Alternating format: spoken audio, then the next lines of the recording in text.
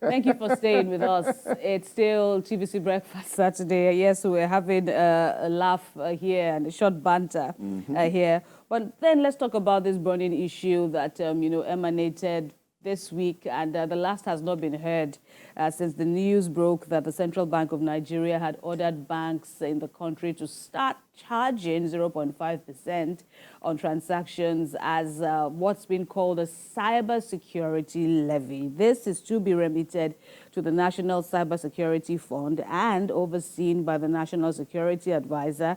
Well, some have condemned it, including the Labour Party's presidential candidate at the 2023 election, saying it's coming at the wrong time. Well, he's not alone, in the category of people who have condemned the timing of this fund. The House of Representatives has now called on the CBN to suspend this cybersecurity levy pending the modification of its formula. But what is the cybersecurity levy and what purpose will it serve in terms of benefits to Nigerians? So we have with us in the studio this morning public affairs analyst Akin Fatoke to help break down this term, cybersecurity levy. Mr. Fatoke, it's good to see you again as always. Welcome. Always good to see you, Kemi. You are looking bright. And so are you. Emmanuel was making that banter and was saying that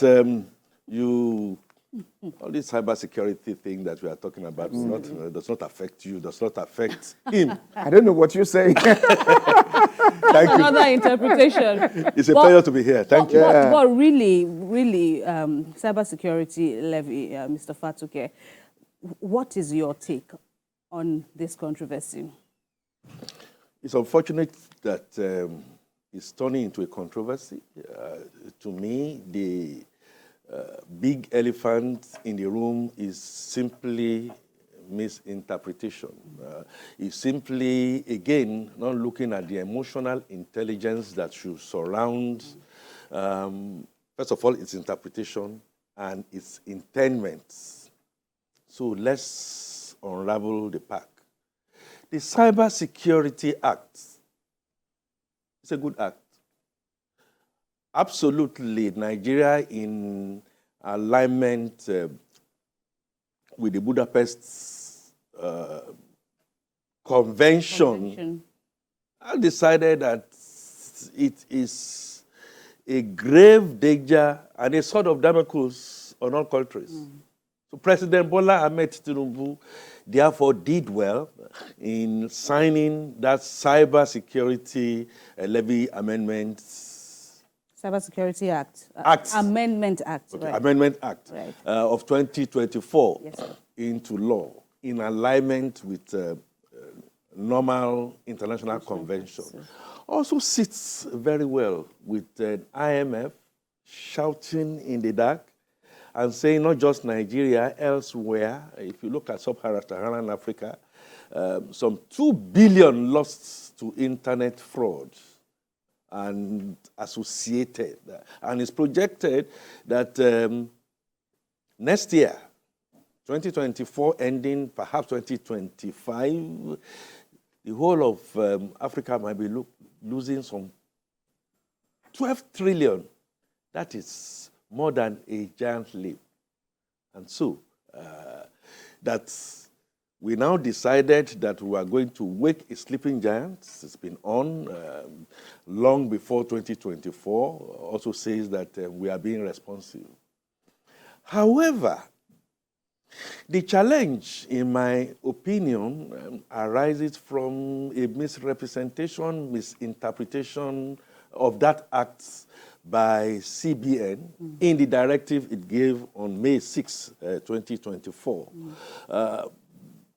The intendment, the spirit of that act is not for you, Emmanuel, not for you, Kemi, not for Chinedu, not for Ibrahim, not for Olubide. It's not for the customers. It is as specified in the second schedule of the originating act, which clearly listed 5 entities, yeah, And those 5 entities will be the GSM operators and internet providers, will Banks be are the banks, included, right. will be the financial institutions, will be the insurance companies, and fifthly and lastly, will be the Nigerian Stock Exchange. I think the misrepresentation and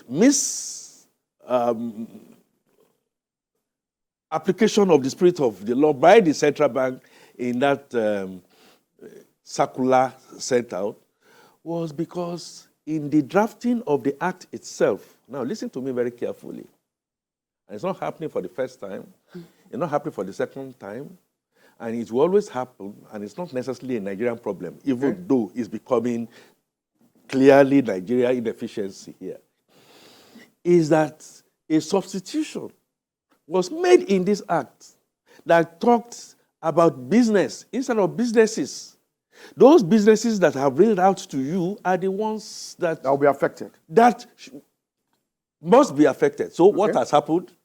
When the CBN now then came, fear, and said that at the point of origination, that means, Kemi, you need to transfer something to Emmanuel, that Emmanuel will have to transfer to me. Those charges should clearly be stated at levy, cybersecurity levy in my bank statements, in the books Which is of not the bank. spelled out in the act. Not clearly spelled out in the act, and not the intendment. At what point did we get it wrong? We got it wrong, in my opinion, from everyone. You see, Emmanuel, I'm a bit careful, and I say it exactly as it is. You remember, we have a constitution in this country, we have an electoral act, and the issue of conjunction, comma, and all that became, and it went as far as the Supreme Court. Remember 25 of 12 to 3rd and all that goes on. It is a gap, or what lawyers will call a lacuna in our draftsmanship. In the public sector, and I'm very happy that we have leaders, both at the central bank, the monetary authorities, and at the fiscal authorities, and even at the very height, and the Mr. President himself. When things like this will happen, it must go through a bit of sifting, reading, proofreading, drafting, and before you send out any document publicly, there has to be a sign out. The essence of that sign out is to show legally it's consumer protection, it's well taken, and what have you. So I think that is where the misinterpretation started. Now, like Salome, who told the king, the only thing I want to cure me now is the head of John the Baptist. Is that what we should be looking at? I say no. We shouldn't be looking at that, because we are all prone to errors, and we must learn from these errors. I have a gentleman, in my honest opinion, the central bank governor, who is not just a controls person, who is also a regulation person, and who has clearly said, in alignment with what his principal, whoever appointed him there, that's President Bola Tinubu, has said that, look, not everything must be cast in stone. I still have an ear. I can always go back and try and rectify. We have an avenue for rectification now, and I want to give a thumbs up to the National Assembly. Both of them, really. No, but they are divided as at now. Now, the division is not a division of the head. Okay. It's still a division of what interpretation. Now, the Senate is coming out and saying it is a good law. It should be what should be. But the House of Reps were a bit much more direct and saying, no. That is not the interpretation that should be given to it clearly. And their basis, Mr. Fatuke, is on the issue of the ambiguous nature of that provision, as in where is the provision that says that, these levies on these select businesses should be taken out on their customers. And so that's why they're now calling for ambiguous, ambivalent, not well thought out through. Facts must be stated. Kemi, I make mistakes. I know you make mistakes. We all do. And the only set of people that say they don't make mistakes are people who make mistake by making such a statement in the first place. It should not continue to happen. There is a raw nerve. There's a raw height, like the cowboy film will tell you. I mean, we have multiplicity of charges from financial, about 10 of them. Everybody is huffing. Our peonage and our suffering is reached high proportions, and that is not the time we should be making errors. But when you want to cure this error, and that is the point, it's been stated, there's a leeway. The mark of leadership is, I made this error. I'm sorry. That is not my intendment. I must have made that error based on ABCD. We shouldn't be looking for excuses. It should have been something that should have been done day before yesterday. The better time will have been yesterday, maybe now and immediate. Again, let's be clear.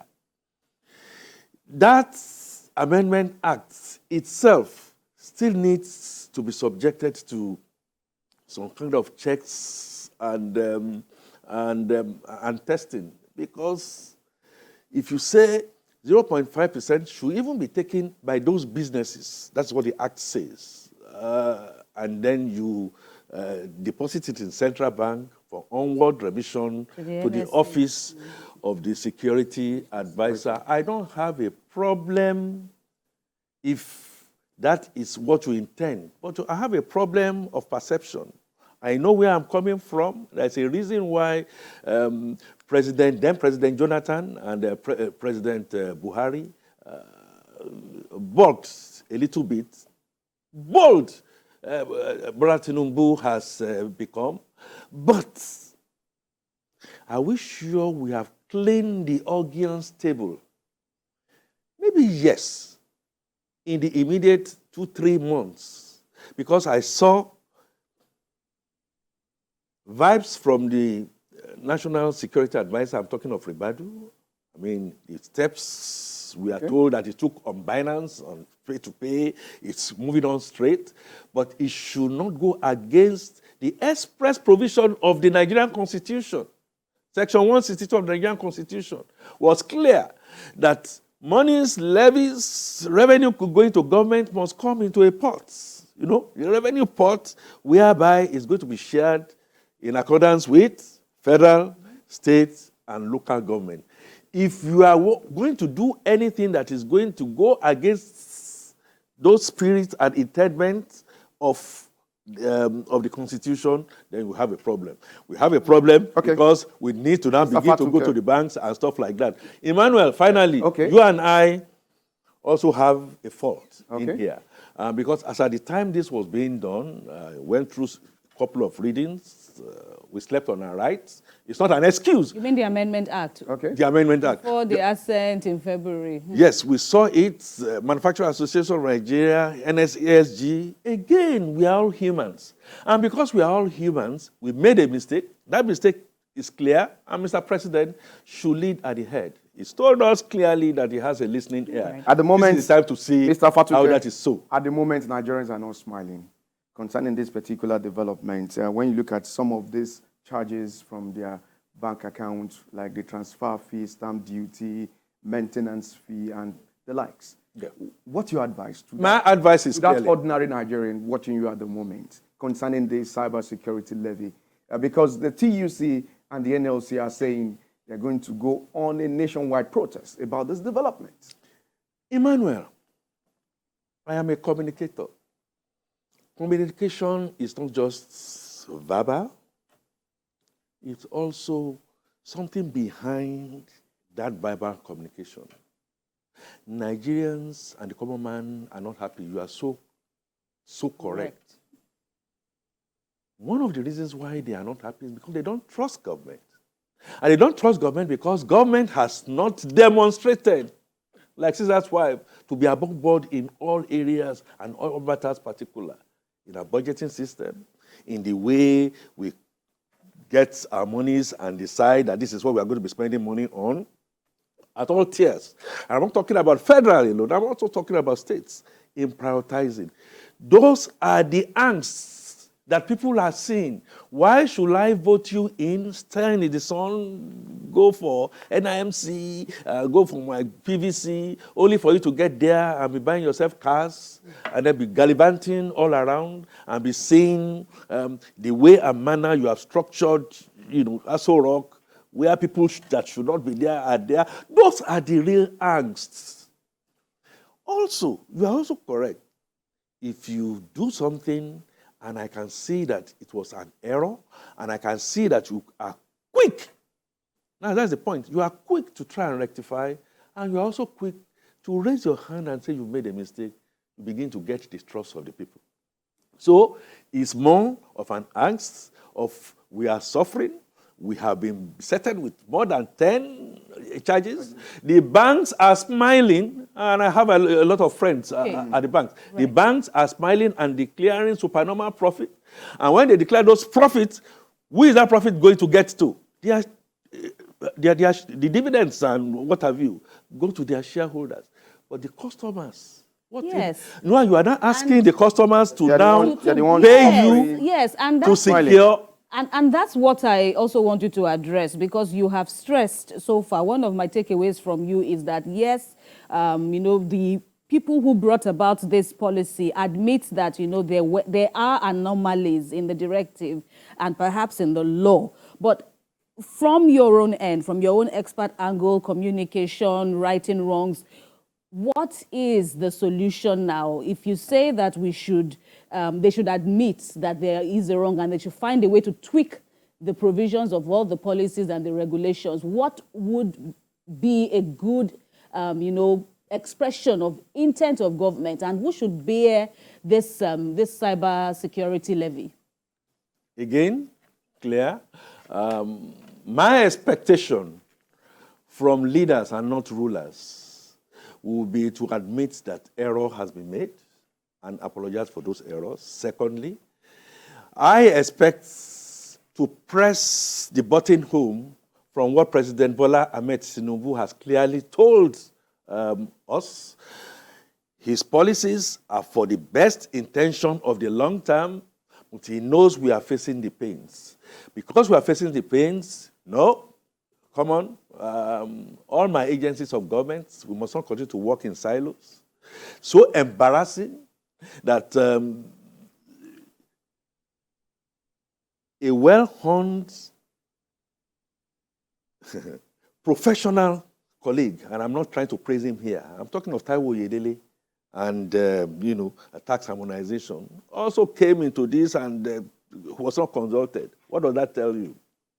That we need to rejig our administrative processes, whether it is somebody forging the signature of Mr. President or somebody misinterpreting. Let's make sure we carry ourselves along. Kemi, I will tell you something. Back in my days in mobile, we had done all needs to be done, all T's have been crossed, and I's have been dotted in respect to a publication we needed to push out to the public. And guess what? Everything signed off. Do you know who detected the error? One of my pool guys in charge of driving just came to my office and I said, he discovered that, and that will have cost us billions. What is that trying to tell you? That consensus building is very, very important. And beyond that, what is making a lot of people angry is that we need to begin to see efficiency and character in governance.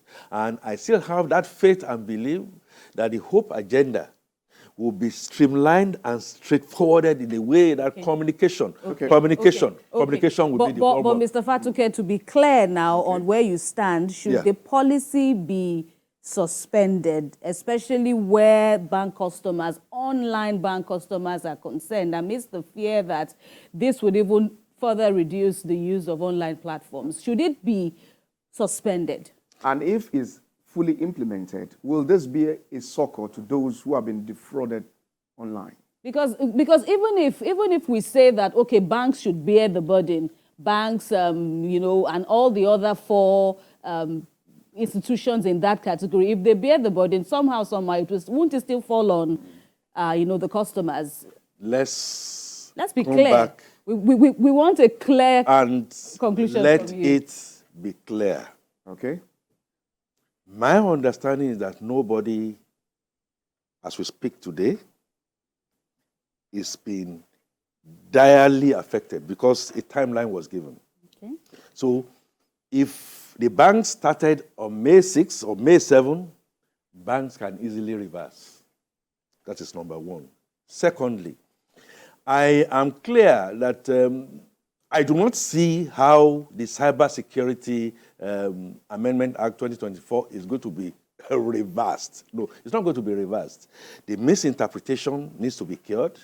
Customers are not going to be affected in any way.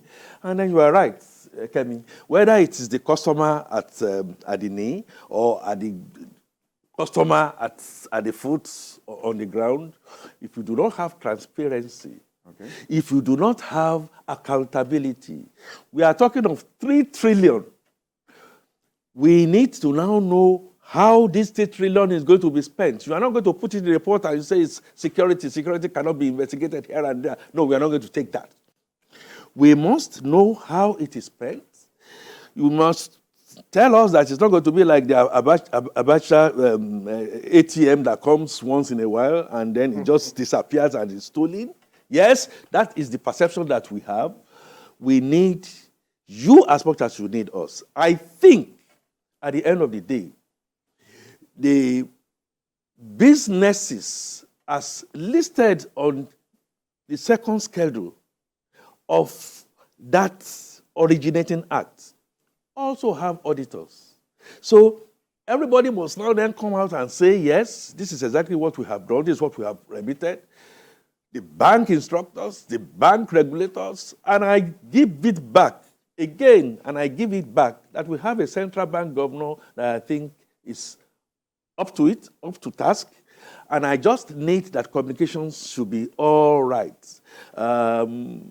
Suspension has been given, and I do not see the Central Bank of Nigeria or President Bola Ahmed Tinubu as head of this government for him to now then say he's not going to listen. There's a 2-week window concerning this development. Super. So that 2-way window is there. Okay. 2 weeks window is there. And this is the time for any listening government that has a lot of empathy. And again, look, we have A1 technology, we have blockchain. You are yet to answer my question. Yes. If this is fully implemented, will this be a succor to those who have been defrauded online to get any relief? Maybe. That's one of the big questions Nigerians are asking. No. When is this act Can it be backdated? Coming into effect? I am not sure we can backdate.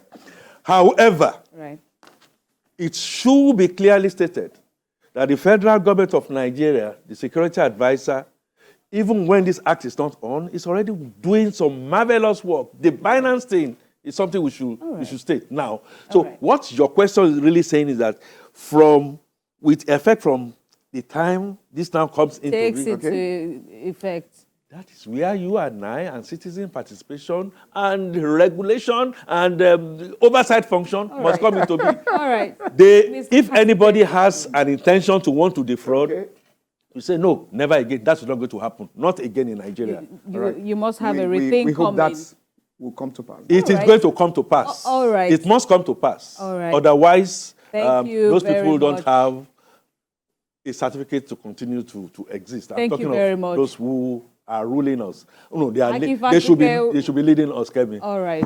We thank you very much. We've run out of time. Always a delight having you with us, especially on Saturdays as you addressed the Owambe part. We wonder where you are headed, but okay, that will be a discussion after this segment. I am headed to support the Holoi Poloi and tell government this is what you should do to make us win our hearts, win our mind. Thank you. It's always a complete package with Akifatuke on set. Always a complete package, always dressing the part. Thank you again for your time. God bless you. Thank you.